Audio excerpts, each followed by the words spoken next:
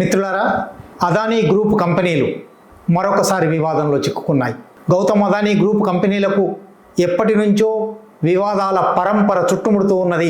2023లో Hindenburg నివేదిక, 2024లో అమెరికాలో లంచగొండితనం ద్వారా కాంట్రాక్టులు సంపాదించారనే ఆరోపణపై అమెరికన్ కోర్టులలో విచారణ, సమన్లు పంపడం, 2025లో ఇప్పుడు వాషింగ్టన్ పోస్ట్ అదానీ కంపెనీలో జరిగిన అక్రమాల గురించి లేదా అదానీ కంపెనీలలో ప్రజాధనం ఖర్చు పెట్టడానికి భారత ప్రభుత్వం చేసిన అక్రమం గురించి ఒక విస్ఫోటకమైన వార్త రాసింది. శనివారం నాడు వాషింగ్టన్ పోస్ట్లో అచ్చైన ఈ వార్త ప్రకారం భారత ప్రభుత్వం ఆర్థిక మంత్రిత్వ శాఖలోని ప్రత్యేక విభాగం నీతి ఆయోగ్ అంటే మొత్తంగా ప్రభుత్వ సంస్థలన్నీ కలిపి గౌతమ్ అదానీ కంపెనీలను రుణభారం నుంచి బయటపడేయడానికి, గౌతమ్ అదానీ కంపెనీలకు గత వివాదాల నేపథ్యంలో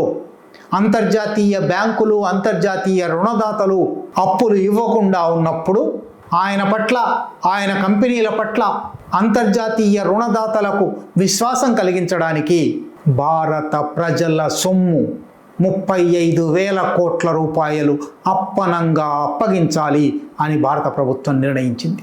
ఇది నిజానికి గత మే నుంచి అటాటలుగా చిన్న వార్తలుగా బయటికి వస్తూ ఉన్నది. కానీ ఇప్పుడు వాషింగ్టన్ పోస్ట్ సంపూర్ణమైన పరిశోధన జరిపి దానికి సంబంధించిన పత్రాలన్నీ మా దగ్గర ఉన్నాయి అని వాషింగ్టన్ పోస్ట్ రాసింది.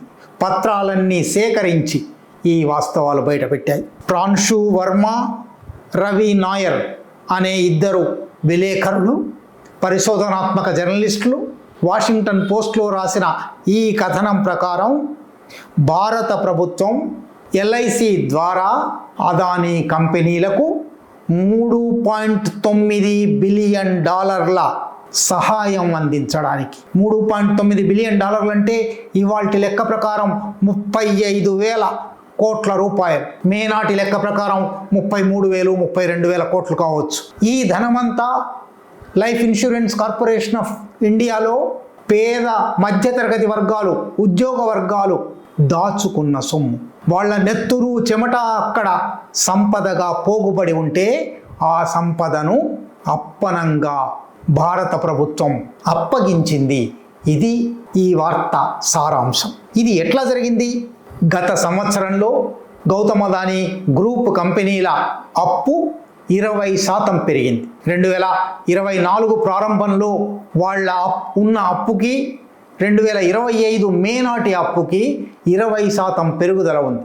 ఒకవైపు అప్పు పెరుగుతూ ఉండగా మరొక వైపు కొత్త అప్పులు పుట్టని స్థితిలో ఎట్లాగైనా అదానీ కంపెనీలను బయటపడేయాలి అని భారత ప్రభుత్వం ఒక ఆలోచన చేసింది. ఈ ఆలోచన ఫలితంగా దీన్ని వాషింగ్టన్ పోస్ట్ స్ట్రాటజీ అని రాసింది. ఒక వ్యూహం అల్లారు. ఈ వ్యూహంలో ప్రధానంగా భారత ప్రభుత్వపు ఆర్థిక మంత్రిత్వ శాఖకు చెందిన department of financial services, DFS అంటారు ఆ సంస్థ, life insurance corporation of India ఉన్నతాధికారులు, నీతి ఆయోగ్ అనే భారత ప్రభుత్వ సంస్థ ప్రణాళికా సంఘం స్థానంలో ప్రణాళికా సంఘాన్ని రద్దు చేసి నీతి ఆయోగ్ ఏర్పరిచారు. డిఎఫ్ఎస్, ఎల్ఐసి, నీతి ఆయోగ్ కలిసి అదానీ గ్రూపులో రుణదాతల విశ్వాసాన్ని పెంచే లక్ష్యంతో ఒక పని చేయవలసి ఉంది. ఇది మనం చేసే పని ఇతర మదుపుదారుల విశ్వాసాన్ని పెంచేదిగా ఉండాలి అని ఆలోచనలు చేశారు. ఈ ఆలోచనల ఫలితంగా $3.4 బిలియన్ డబ్బులు అంటే దాదాపు 30,000 కోట్ల రూపాయలు అదానీ గ్రూప్ విడుదల చేయబోయే కార్పొరేట్ బాండ్లను ఎల్ఐసి కొనాలి, ఆ బాండ్లలో మదుపు పెట్టాలి. అట్లాగే అదానీ గ్రూప్ కంపెనీలు, దాని అనుబంధ కంపెనీలు అదానీ గ్రీన్ ఎనర్జీ కానీ, అంబుజా సిమెంట్స్ కానీ షేర్ మార్కెట్లో ఈక్విటీ క్యాపిటల్ను విడుదల చేసినప్పుడు ఆ ఈక్విటీ క్యాపిటల్లో ఎల్ఐసి $507 మిలియన్ అంటే దాదాపు 5,000 కోట్ల రూపాయలు పెట్టుబడులు పెట్టాలి. ఒక రకంగా 30,000 కోట్లు, మరొక రకంగా 5,000 కోట్లు పెట్టుబడి పెట్టి ఇదంతా అదానీ ప్రతిష్ట పెంచితే అందువల్ల ఇతర రుణాలు వస్తే అదానీ ఇప్పుడు ఎదుర్కొంటున్న ఇబ్బందుల నుంచి బయటపడతాడు. దీనికి వాళ్ళు చెప్పిన సమర్థన ఏమిటి? స్వయంగా ఈ 3 ప్రభుత్వ సంస్థలు, డిఎఫ్ఎస్ ఒక ప్రభుత్వంలో భాగమైనది, ఎల్ఐసి ప్రభుత్వం నడిపే సంస్థ, నీతి ఆయోగ్ ప్రభుత్వాన్ని నడిపే సంస్థ, ఈ 3 సంస్థలు కూర్చొని తాము అదానీ కంపెనీలలో, అదానీ గ్రూప్లో ఎందుకు ఎల్ఐసి పెట్టుబడి పెట్టాలి అని రాసిన పత్రంలో ఏమి సమర్థన రాసుకున్నారంటే, ప్రభుత్వ బాండ్లలో, ప్రభుత్వ సెక్యూరిటీలలో 10 సంవత్సరాల కోసం ప్రభుత్వం సెక్యూరిటీలు, బాండ్లు విడుదల చేస్తుంది. ప్రభుత్వ బాండ్లలో 7.2% మాత్రమే వడ్డీ వస్తుంది. అదానీ గ్రూప్లో అయితే 8.2% వడ్డీ వస్తుంది. కాబట్టి 1% వడ్డీ ఎక్కువ వస్తుంది కనుక అక్కడ పెట్టాలి. దీనికి భద్రత ఉన్నదా? సుస్థిరత ఉన్నదా? ఎక్కువ వస్తే రావచ్చు, ఎక్కువ వస్తాయని చెప్పి పూర్తిగా మునిగిపోయే చోట పెడతామా? ఇవేమీ లేకుండా ఎక్కువ వస్తుంది అని ఒక కారణం చెప్పి కాబట్టి ఇక్కడ పెట్టాలి అన్నారు. ఈ పత్రం తయారైన కొద్ది రోజులకే 2025 మే 30న Adani ports and special economic zone, Adani గ్రూపులోని అనుబంధ కంపెనీ 5,000 కోట్ల రూపాయలు, $585 మిలియన్ బాండ్లు విడుదల చేస్తున్నాను అని ప్రకటించింది. మామూలుగా ఇటువంటి బాండ్ల విడుదల ఒక కంపెనీ ప్రకటన చేస్తుంది, ఎవరైనా మదుపుదారులు కొనవచ్చు. మదుపుదారులు ఎవరైనా ఒక్కరో ఇద్దరో మాత్రమే కాదు, వందలాది మంది, వేలాది మంది కూడా ఆ బాండ్లను కొనవచ్చు. 10 బాండ్లు కొన్న వాళ్ళ దగ్గర నుంచి 50 బాండ్లు, 100 బాండ్లు, 1000 బాండ్లు కొనేవాళ్ళు కూడా ఉంటారు. కానీ ఈ సందర్భంలో ఆశ్చర్యకరంగా, విచిత్రంగా మొత్తం $585 మిలియన్ బాండ్ ఇష్యూను కేవలం ఒకే ఒక్క మదుపుదారు, life insurance corporation of India కొనేసింది.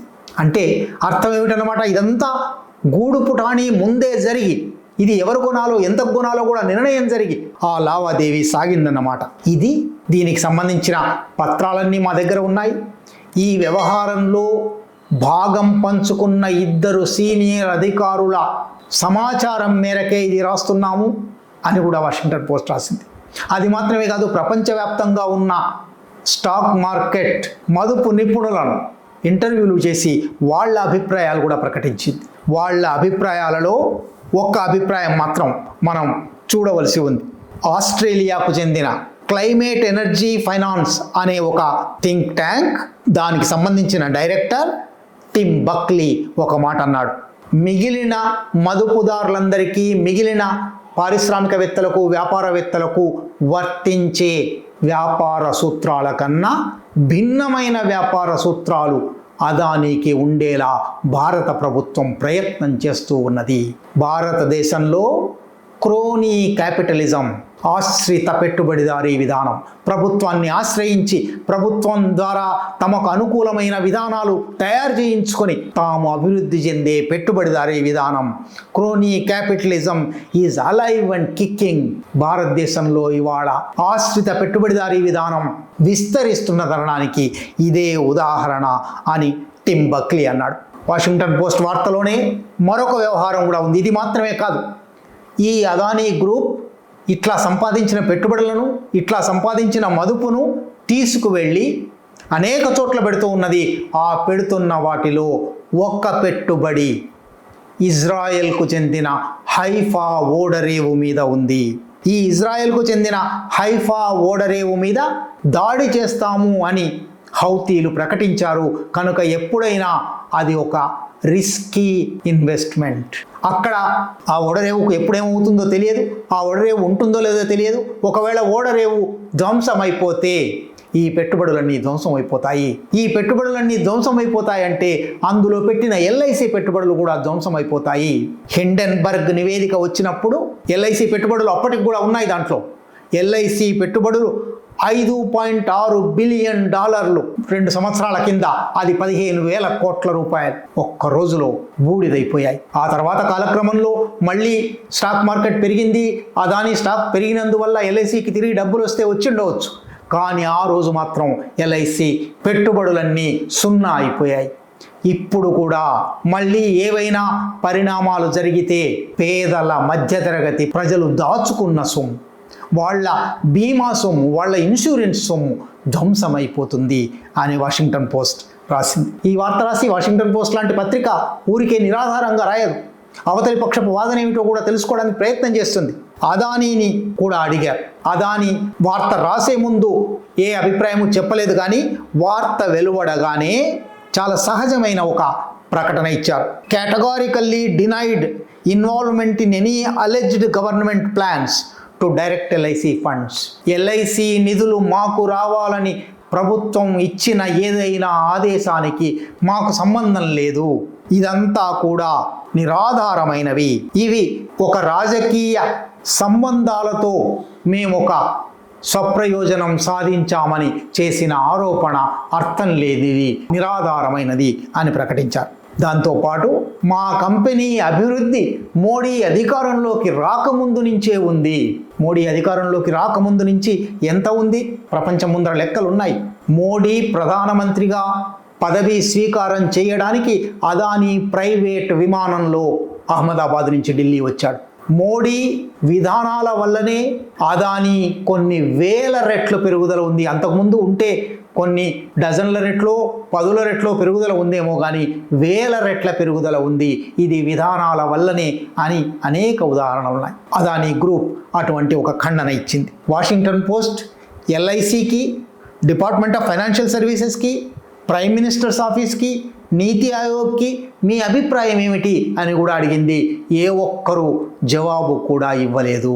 ఈ మాట కూడా వాళ్ళు నివేదికలు రాశారు. కానీ వార్త వచ్చిన తర్వాత, ప్రపంచమంతా గగ్గోలు కావడం మొదలైన తర్వాత ఎల్ఐసి ఒక 15 లైన్ల ప్రకటన ఇచ్చింది. ఆశ్చర్యకరం.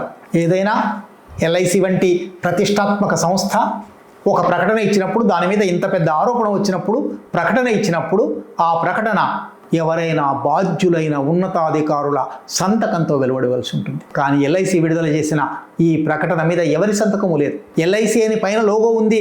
ఇవాళ వచ్చిన టెక్నాలజీ ప్రకారం ఇటువంటి లోగో ఎవరైనా సృష్టించవచ్చు. ఇది అధికారికమైన ఖండన అవునో కాదో తెలియదు. ఖండన అనే మాట రాశారు. Rebuttal to the article of the Washington post. Washington పోస్ట్లో వచ్చిన వ్యాసానికి ఖండన అన్నారు. ఖండనలో మేము అటువంటి పని చేయము, మాకు మదుపు పెట్టడానికి ఒక బోర్డ్ ఆఫ్ డైరెక్టర్స్ ఉంది, ఆ బోర్డు నిర్ణయించిన ప్రకారమే జరుగుతుంది అని తప్ప, ఈ 32,000 కోట్లు ప్రజాధనం ఒక్క చోటనే పెట్టడానికి, నిజానికి ఎవరైనా ఒక మదుపుదారు 4-5 చోట్ల పెడతారు. ఒక చోట మునిగిపోయినా మరొక చోట లాభం రావాలని. ఒక కంపెనీ 5,000 కోట్ల రూపాయల బాండ్లు విడుదల చేస్తే 5,000 కోట్ల రూపాయలు ఒక్క ఎల్ఐసినే కొన్నదంటే అర్థం ఏమిటి? ఎవరి ఒత్తిడి వల్ల, ఎవరి ఆదేశాల వల్ల ఈ పని జరిగింది. ఇది వాషింగ్టన్ పోస్ట్ వార్త శనివారం వచ్చింది. వచ్చిన వెంటనే ప్రపంచమంతా గగ్గోలవుతోంది. భారతదేశంలో మరింత గగ్గోలవుతుంది.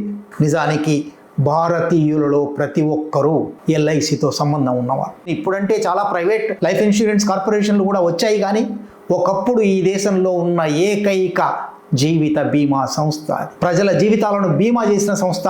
ఉద్యోగులందరూ తమ జీత భత్యాలలోంచి ఎల్ఐసి ప్రీమియంలు కట్టారు, ఎల్ఐసి మీద ఆధారపడ్డారు. చనిపోయినప్పుడు లేదా ఏదైనా దుష్పరిణామం సంభవించినప్పుడు ఎల్ఐసి నుంచి కుటుంబానికి ఉపశమనం చేకూరుతుంది అని భావించారు. ఆ ఎల్ఐసి ఇప్పుడు ఇంకా ఉంటుందా లేదా తెలియదు. దాన్ని అదానీ జేబులో సంస్థగా భారత ప్రభుత్వం తయారు చేసింది. ఇది భారత ప్రభుత్వం అదానీకి చేస్తున్న మేలు.